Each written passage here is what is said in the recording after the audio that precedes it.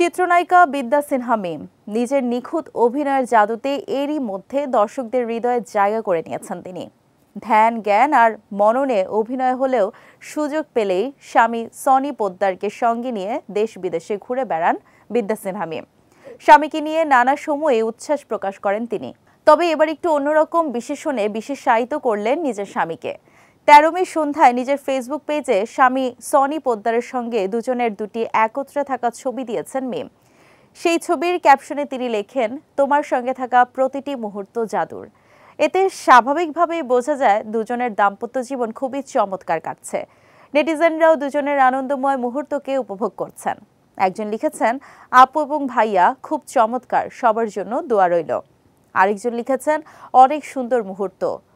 অজস্রজন জানিয়েছেন শুভেচ্ছা ও শুভকামনা। বিদ্যা সিনহা মিম ২০০৭ সালে লাক্স চ্যানেল আই সুপারস্টার প্রতিযোগিতায় বিজয়ী হয়ে বিনোদন জগতে পা রাখেন। এরপর থেকে ছোট বড় পর্দায় কাজ করে যাচ্ছেন সমান তালে। মিম অভিনীত সর্বশেষ ব্যবসা সফল সিনেমা পরাণ। এরপর দামাল ও অন্তর্জাল মুক্তি পায়। এখনো বেশ কয়েকটি নতুন সিনেমার প্রজেক্ট নিয়ে কথা হচ্ছে বলেও জানালেন তিনি। শীঘ্রই আসবে সেই সব সিনেমার ঘোষণা।